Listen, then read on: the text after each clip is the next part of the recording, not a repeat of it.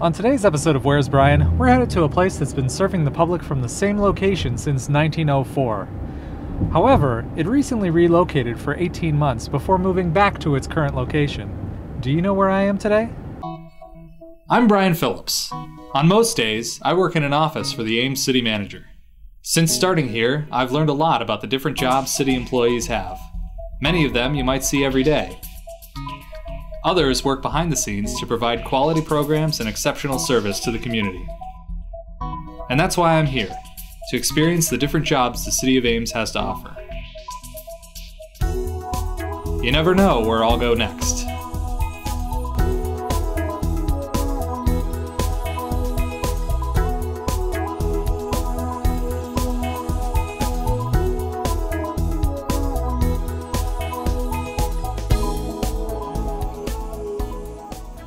The Ames Public Library's 515 Douglas Avenue location was closed for 18 months while the library underwent expansion and renewal. Originally 48,000 square feet, the building is now 77,000 square feet and houses some new features to serve the public. Today, we'll see how the books go from your home back to the shelf for checkout. Hi, Tracy. How are you? I'm great. Thanks for having me here at the library today. We're excited to put you through your paces. I'm excited too. Tell me a little bit about your role here at the library. I'm the customer accounts manager, and so my job is really overseeing library accounts.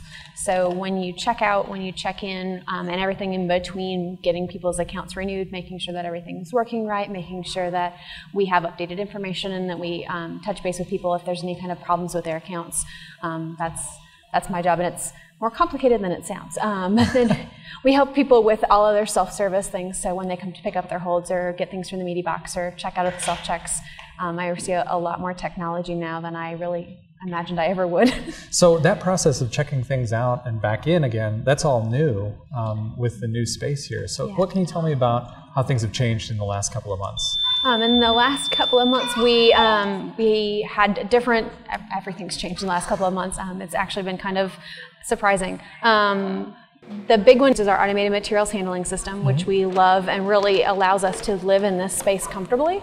If we didn't have that before in our temporary space, and we would have up to 4 people checking things in. Okay. We would touch things sometimes 4 and 5 and 6 times before they hit the shelf, and all of that is a delay. The more times that we have to interact with an item, the longer it takes to get back out to our customers, which isn't our goal. And so with the automated materials handling system, it checks them in as they come in, the book drop. It sorts them. So then we are getting things back on the shelf the same day, sometimes within a few hours of it being returned.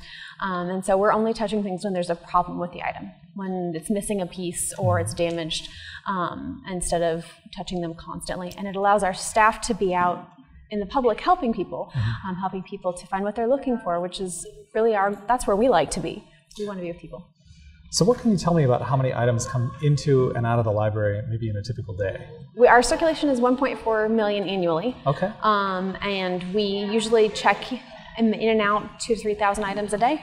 Our holds is pretty unusual for a library of our size. We check in about 400 holds a day for our customers, and that's been a pretty amazing amount of getting things out for people right away that they're looking for.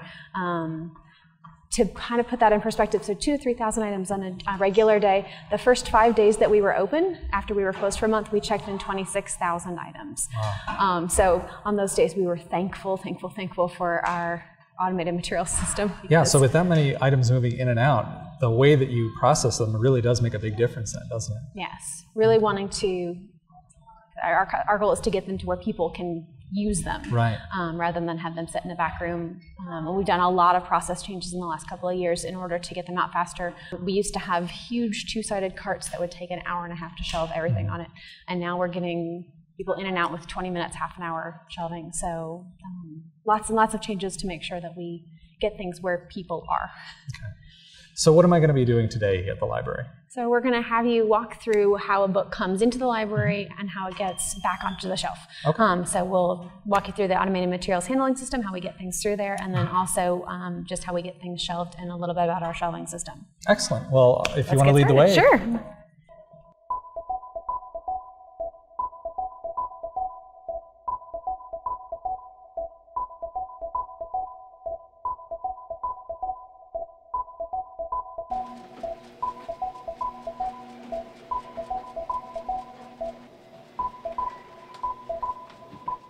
Tell me a little bit about how the check-in process works. What has changed since we moved back to this location? Okay, so if you're returning an item and you come and you drop it off into our alley drop, and to return it, there's only going to be one slot there for returns, and you can put media items and books in there. We do prefer you not to put big items like puppets or puzzles. We prefer those to be brought into the desk book drop, but when it comes in that drop, it's going to go into our automated handling system, and it's going to go along a conveyor belt. So it's actually kind of like the luggage conveyor belts that you see in the airport. It goes along that belt, and there's 4 different check-in points for items that are on that belt. And so it goes through there, and the machine sorts out the items that you return, and it sorts them into different bins. And so when it goes through the last checkpoint, it tells the machine where to sort that into. And so it'll sort it into a bin that has similar items for us to take out of that bin, put it on a shelf, and then to go shelve those items. So how is that different from the process that we used to use? Okay, well, we used to, when you returned it into the alley book drop, we literally had to go and we had to pick up that go to that drop in person, bring that bin, roll that bin all the way through the library back to the check-in area, and then we had to handle those items, get them onto the counter, and then checked in and back onto the carts. So basically we've narrowed down our touches where we used to touch items 7 to 9 times. Now we're only touching them 2 times. Wow, so that frees up a lot of staff time then, doesn't it? It does. It frees up staff time, as well as it is less damage and wear and tear on our collections. Okay, so last time we were here, we did some checking in, but the library was all on one floor. Where are we at now? What are we going to be doing? Okay, so we are on the ground level floor of the library, and this has actually been dedicated now all to the youth of Ames here. So it's the children's library. The upstairs is our adult collection, and so that's where we're at. So today I understand we're going to check in some materials? We are. We are going to check in some picture books and some easy-to-read books and some board books and puzzles and puppets today. Okay, sounds great. And is this the cart we're going to be checking in? That's correct. All right, well, I'll follow you if you want to show me where these are going to go. Sure, great.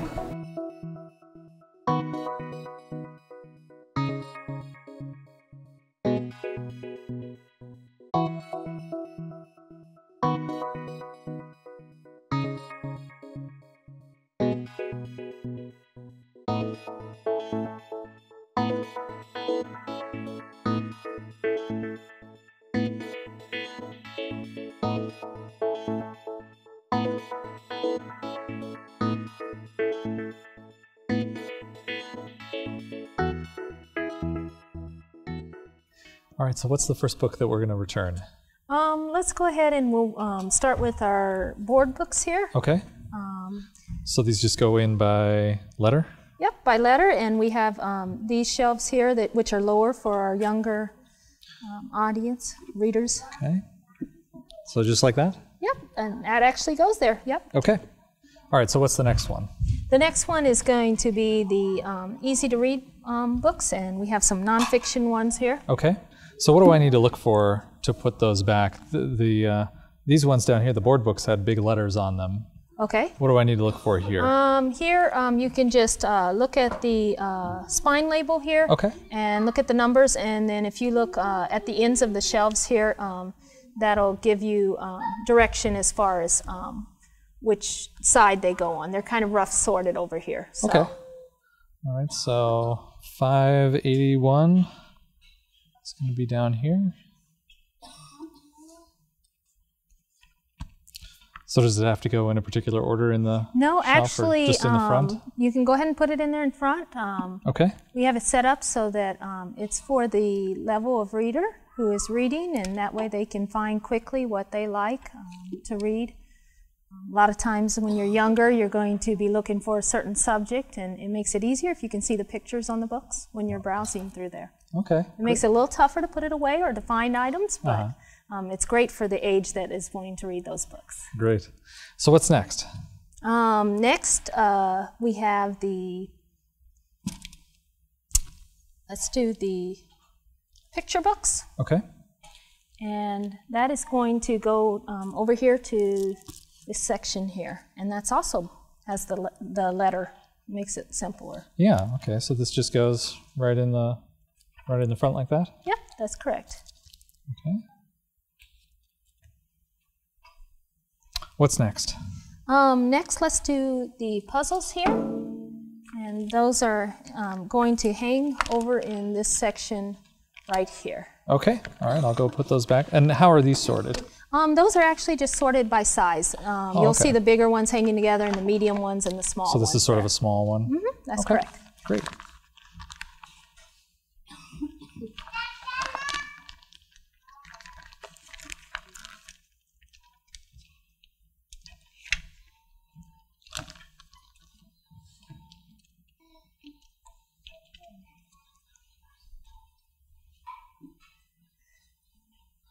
Okay, and then what else do we have?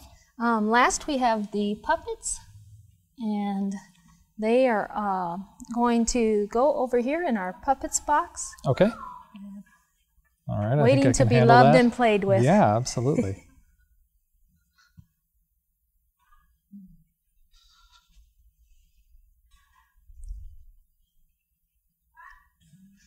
Okay, so is that all that we have to put back today? That is. I'll go ahead and take care of the rest of this here. Okay. Now, I'm curious, how are the items returned upstairs in the adult section? Is it a similar process? It is. It's a very similar process. We do have some different collections up there. As you go up the stairs, you'll see like the new books, and then there'll be DVDs there for the adults, and you have the nonfiction and the fiction section, and then there's also a magazine area. So it's very similar. We have some different collections up there, but it's easy to shelve up there as well. You're going to be looking at the spine label, and you'll be looking for the Dewey Decimal System or the author's name on the call number for the fiction items. All right, well, thank you very much for showing me how this works. I'll get out of your way and let you get back to sorting. Okay, sounds great. Thank you. Thanks for visiting.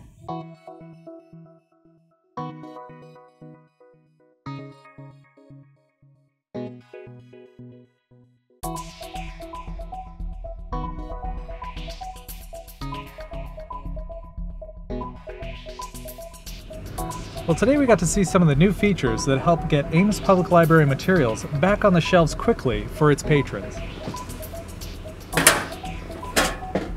Be sure to tune in for the next episode of Where's Brian, because you'll never know where I'll go next.